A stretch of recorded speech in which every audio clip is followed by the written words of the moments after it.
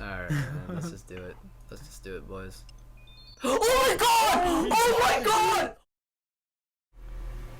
Oh, that's it? Okay, so I've already set up some blood runes before because of the staff, so I couldn't use it obviously with the staff, but alright, I just gotta, how many charges?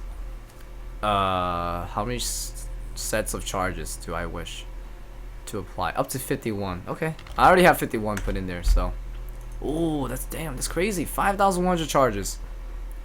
Holy shit, boys. I actually do have a scythe now, and yeah, this is crazy, dude. It's crazy. Race 2, I mean, compared to race 1, just took so much less time to finish, which does make sense.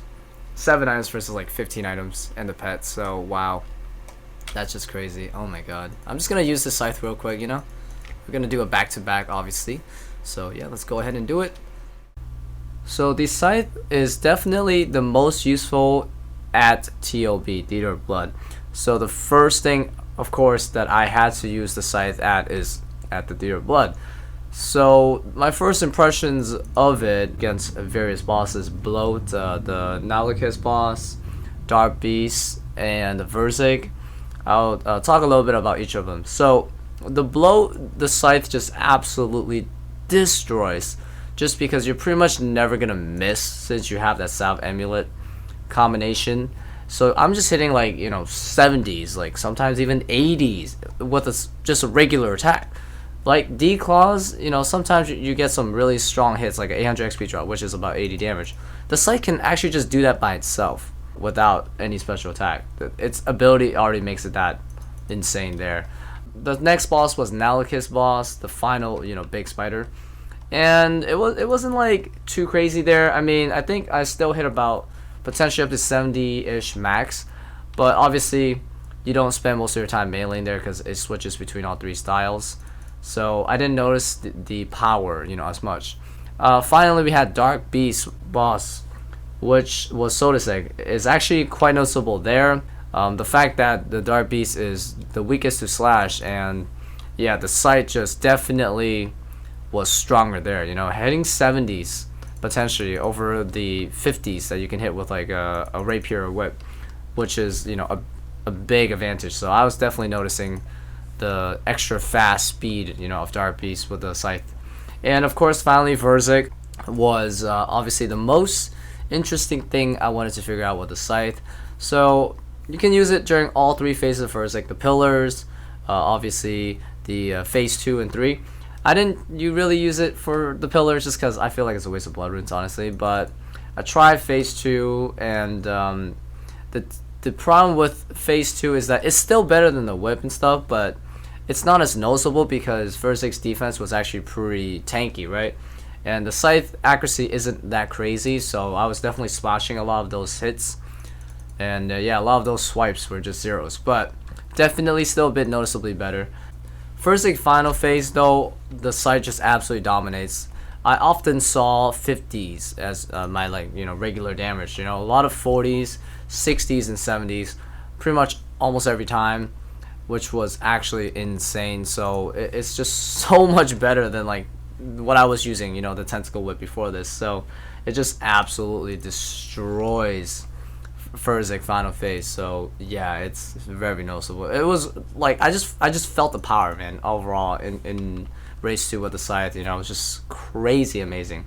It's kind of unfortunate that I had to get this at the very end of my progression for a TLB, so I'm not gonna be able to, you know, spam it as much as I would like, but it was definitely a really good showcase of how strong the scythe can be.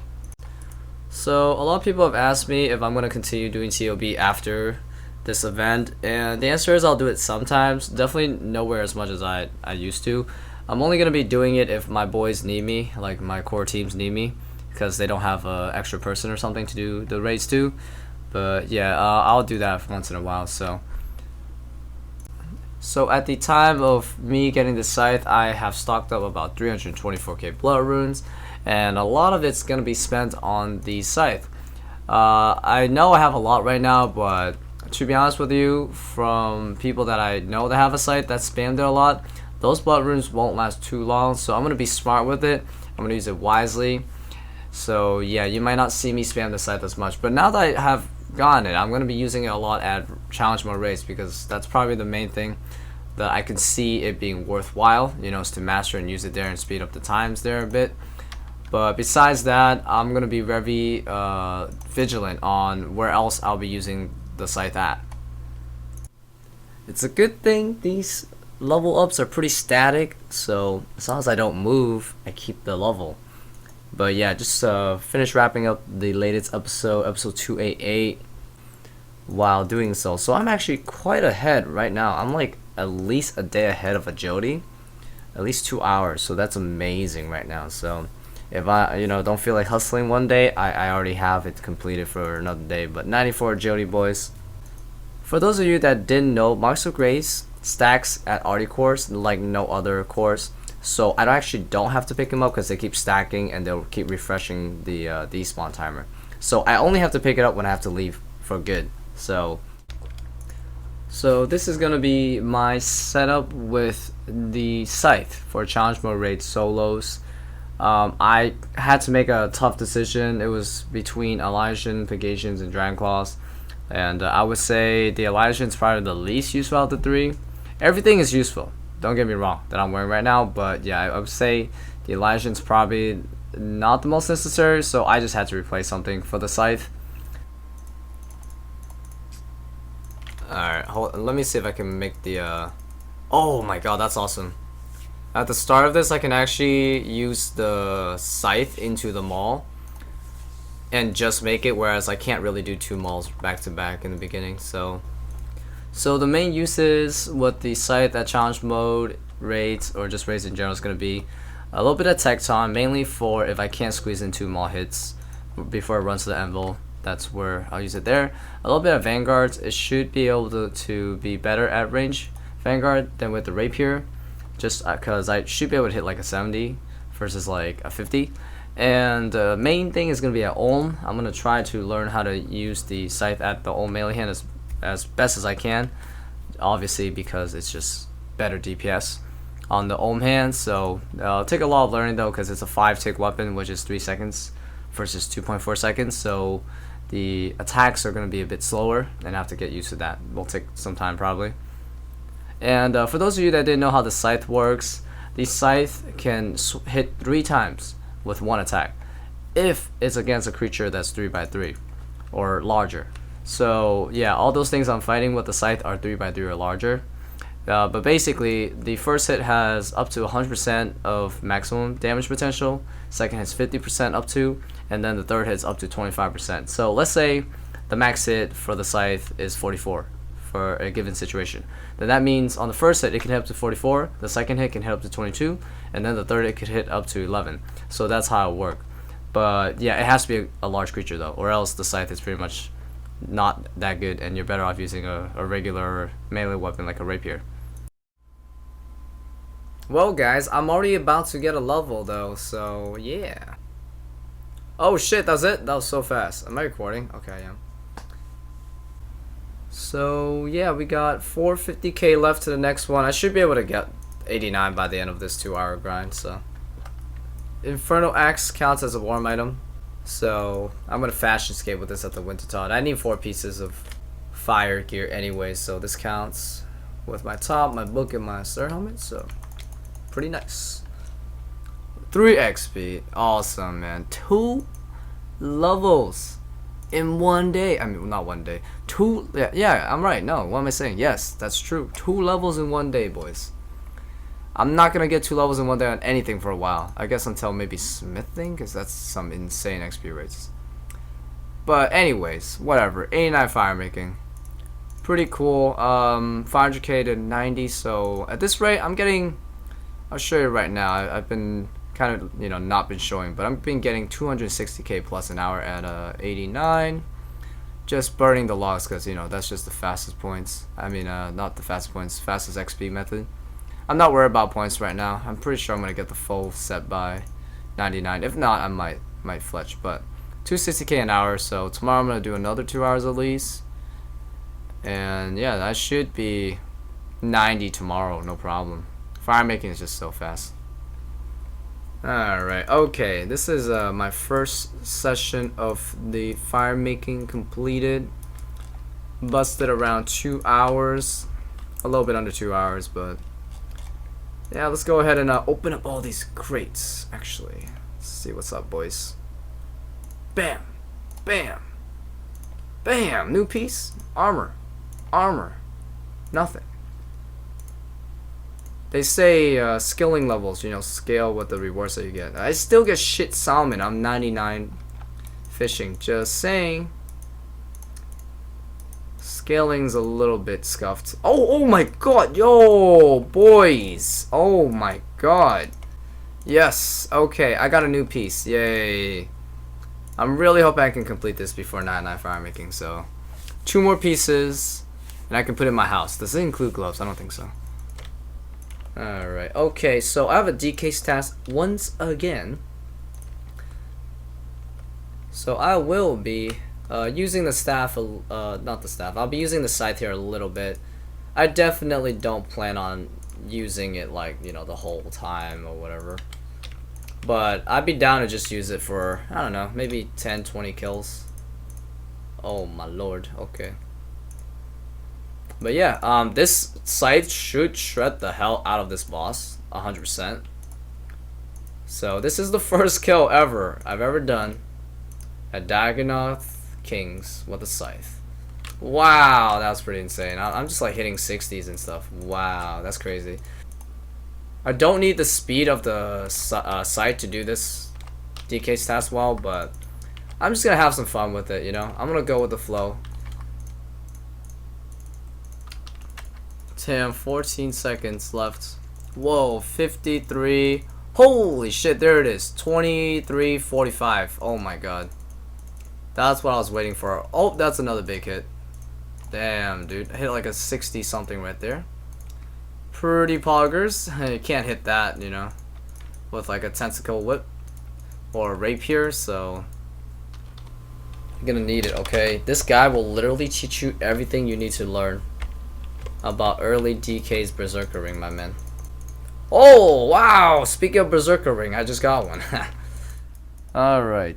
I kept track of this, guys. On August 17th, I got my Trident of the Swamp enchanted with the 10 Kraken Tentacles. And that meant I get to charge it for 20,000 times. So I charged it 20,000. And I asked myself, how long would 20,000 charges last me? And it lasted me up to this point. It is October 20th. So that has been a solid, yeah, about like 3 months or so. Yeah, 2 to 3 months. So I'm kind of fucked because I have to do it again. I have to charge another 20,000 because I do need to use the Trident a ton. Oh my god, dude. If I just charge this all now, I don't even have enough fire runes. That's kind of an issue, but yeah, the scale's gonna take a hit. How much could I get charged right now? Oh my god, only 6,000. Damn, bro. I need to get like another 50k fire runes or something to complete this again. Oh boy. But yeah, just in case if you guys want to know, a solid 2 to 3 months with a Trident. For me, anyways. Mary J died for no reason. He died not for our sins, but for no reason. Oh my god! It happened. I told you you can hit a 99. I'm dead. Sarpus's power, like in terms of poison damage and all that stuff, is reflected based on how much it healed on the first phase. So for Sarpus to hit a 99 with poison, it healed a shit ton, but that's because we were fucking around and not properly covering the exhumes. 112. Oh my god, the new record. Yeah, that might be the max, honestly. I want to see if this works. Watch this. I'm gonna cleave them when they're coming in. Oh, boys, we did it. That was so good. Oh no, I should have done it again. Oh no, I'm gonna do that next time. So I have 2 important announcements I want to make. The first one is about boss guides. So I plan on releasing another boss guide hopefully very soon, maybe by next week. I just want to leave it here because if I, tell everyone, then I'll be more motivated to get it done within a deadline. But the next guy is going to be Abyssal Sire, covering beginner methods to events, tips, and all that stuff you need to know about Sire. I will be a official member of the OSR's podcast from now on. So about 6 months ago, I shouted out the OSR's podcast channel, which was run by my two good friends, Rexy and Macau, both RuneScape content creators on YouTube. And I was a guest for one of their podcasts. And I really like that idea because really there was no YouTube channel, podcast wise for RuneScape. So I was like, wow, I thought, it's a really clever idea and I think people will like it. And anyways, I promoted it here and I think the reception was pretty good. At some point though, Mint and Rexy kind of just stopped doing the podcast, so it's been inactive for quite some time. But I recently, talked to them again, asking them if they would like to start it back up if I became a full-time member of the podcast, and they were really excited to actually get back into it. So yeah, it's now me, Rexy, and Mint Macau as co-hosters for the channel, OSR's podcast. And anyways, we have worked on 2 podcasts since the return. And the first one that we worked on is what you see on the video right here. This podcast was just mainly talking about Mod Jed, all the allegations that he could be involved in, from DDoSing to hacking, and his involvement with Rot as a clan, and just talking about the history of when he started at Jagex a few years ago with Deadman Release to his termination recently, with the discovery of all the hackings that were a result of inside job, from a Jagex staff. And the latest podcast that we worked on discussed the Zeya devlog expansion coming out in January.